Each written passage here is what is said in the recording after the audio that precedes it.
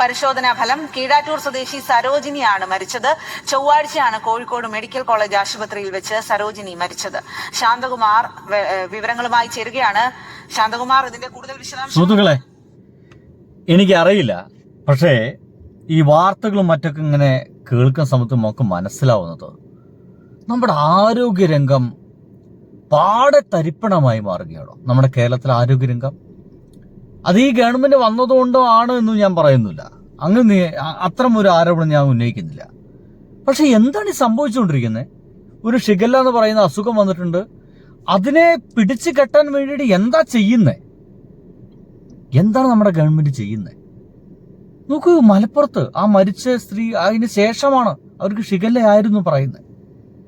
ഞാൻ നിങ്ങൾക്ക് കുറച്ച് ചിത്രങ്ങളും വീഡിയോസും കാണിച്ചു തരാം. നിങ്ങൾ നേരം അത് കേൾക്കുക, എന്നിട്ട് നിങ്ങൾ പറ. നമ്മുടെ ആരോഗ്യരംഗം തകർന്ന് തരിപ്പണാൻ പോവാണ്. ആരോഗ്യരംഗത്ത് കേരള നമ്പർ 1. എനിക്ക് സംശയമുണ്ട്, ഈ വർഷത്തെ റിപ്പോർട്ട് വരുമ്പോഴേക്കും കേരള നമ്പർ 1 എന്നതിൽ നിന്ന് 2 എന്നതിലേക്കെങ്കിലും താഴാൻ സാധ്യതയുണ്ട്. അടുത്തൊരു വാർത്ത കേൾക്ക്. പെരുമ്പാവൂർ താലൂക്ക് ആശുപത്രിയിൽ രാവിലെ 6 മണിക്ക് വന്ന് ടോക്കൺ എടുത്ത ആളുകളാണ്.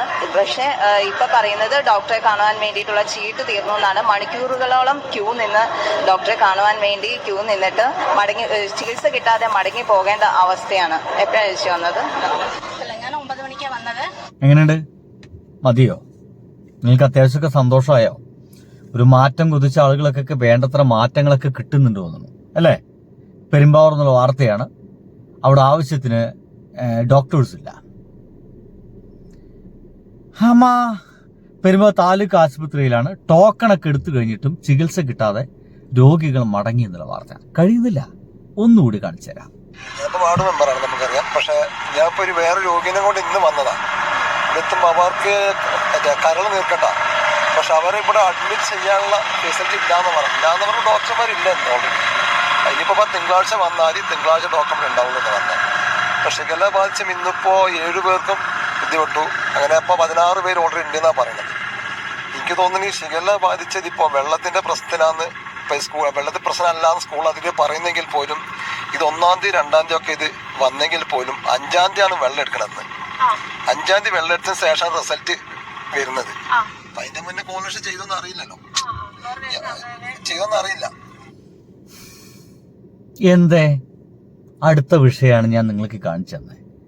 ഇനി അതൊന്നുമല്ല. നിപ്പ ബാധിച്ച് ഒരാൾ കോഴിക്കോട് മെഡിക്കൽ കോളേജിലുണ്ട്. നിങ്ങൾക്ക് ഓർമ്മയുണ്ടായിരിക്കും വിചാരിക്കുന്നു.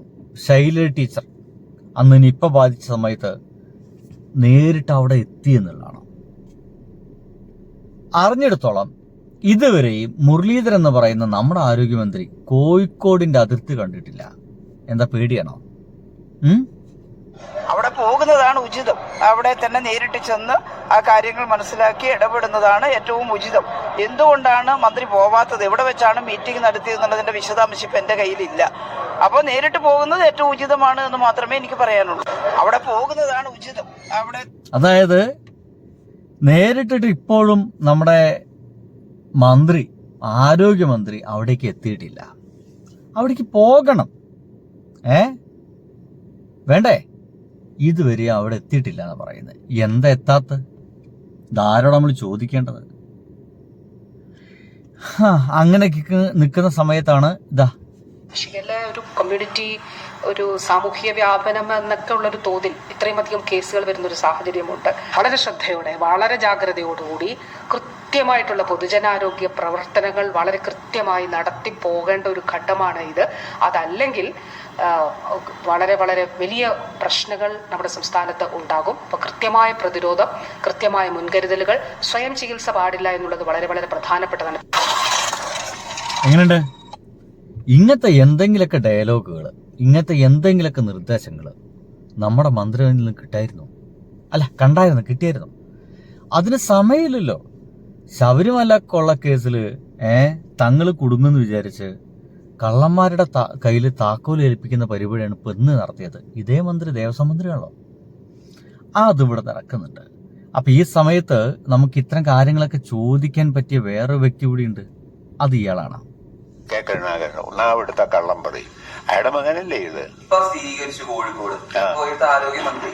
ഇപ്പോഴത്തെ ആരോഗ്യമന്ത്രി കെ മുരളീധരനാണ്. പണ്ട് നിപ്പ സ്ഥിരീകരിച്ചപ്പോ അദ്ദേഹം പറഞ്ഞത് നാട് മുടിക്കാൻ എത്തിയ ഒരാൾ നാട് ഭരിക്കുന്നോണ്ടാണ് നിപ്പ പോലെയുള്ള രോഗങ്ങൾ വന്നു എന്നാണ് പറഞ്ഞത്. അപ്പൊ മുരളീധരൻ ഒരു കാര്യം ചെയ്യുന്നേ, മുരളീധരൻ ഇപ്പൊ ആരോഗ്യമന്ത്രിയാണല്ലോ, നാടകം നന്നാക്കട്ടെന്നാണോ? വിഡിതം കരുണാകരന്റെ മകനല്ലേ, അയാള് വിഡിതമല്ലേ ചെയ്തിട്ടുള്ളൂ. കെ കരുണാകരൻ ഒന്നാമത്തെ കള്ളം പറയും, അയാളുടെ മകനല്ലേ.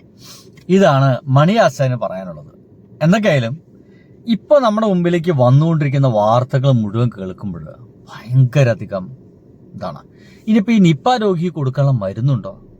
നിപ്പ എന്ന് പറയുന്ന സംഗതി ഇവിടെ വരാൻ സാധ്യതയുള്ള സമയമാണിത്, അല്ലേ? അല്ലേ? ആണ്.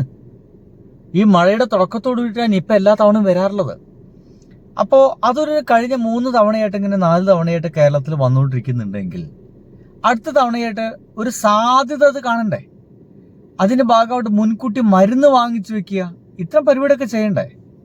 ഒരു പരിപാടിയില്ല. കേട്ടോക്ക്, ഞാൻ പറഞ്ഞല്ല. സംസ്ഥാനത്ത് നിപ്പ കോവിഡ് മരുന്നുകൾക്ക് ക്ഷാമം. റെംഡിസിവിർ മരുന്ന് സ്റ്റോക്കില്ല. മരുന്ന് ഇന്നോ നാളെയോ എത്തുമെന്ന് കോഴിക്കോട് മെഡിക്കൽ കോളേജ് അധികൃതർ. ക്ഷാമമില്ലെന്നും മരുന്ന് ഇന്ന് എത്തുമെന്നുമാണ് ആരോഗ്യമന്ത്രി കെ മുരളീധരൻ ഇന്നലെ അറിയിച്ചത്. വിശദാംശങ്ങളുമായി സനിസ ചേരുന്നു. സനിസ, ഇത്തരം ഒരു ഗുരുതര സാഹചര്യത്തിൽ എന്ത് ഇവർക്കെന്തോന്ന് ഗുരുതര സാഹചര്യം? ഇവര് പറയും ഒരു കുഴപ്പമില്ലാന്ന്, അത് ആളുകൾ കണ്ട് വിശ്വസിച്ചോളണം. ഇതാണ് ഇപ്പം നമ്മളെ നാട്ടിൽ നടക്കുന്നത്. കാര്യങ്ങളൊക്കെ നിങ്ങൾക്ക് അത്യാവശ്യപ്പോൾ നമ്മുടെ കേരളത്തിന്റെ അവസ്ഥ മനസ്സിലാവുന്നു. ഞാൻ ഒരു അവസ്ഥ കാണിച്ചു തരാൻ വേണ്ടിയിട്ട് പല സ്ഥലത്തുള്ള വീഡിയോസിൽ കാണിച്ചു തന്നെ. ഇങ്ങനത്തെ വാർത്തകളൊക്കെ നടക്കുന്നുണ്ട്, നിങ്ങൾ പലതും കേൾക്കുന്നുണ്ടായിരിക്കില്ല. നിപ്പ അതുപോലെ ഈ പറയുന്ന അസുഖങ്ങളൊക്കെ ഇങ്ങനെ വന്നുകൊണ്ടിരിക്കുന്നുണ്ട്. നല്ല സൂക്ഷിക്കുക, കൈകാലുകളൊക്കെ നന്നായിട്ട് കഴുകിയിട്ട് മാത്രമൊക്കെ ഭക്ഷണം കഴിക്കാനൊക്കെ ശ്രദ്ധിക്കുക. അങ്ങനെ കുറേ വ്യക്തി ശുചിത്വം വളരെ ആവശ്യമാണ് ഇത്തരം ഒരു അസുഖങ്ങളൊക്കെ വരാതിരിക്കാൻ. അപ്പോൾ ബൈ.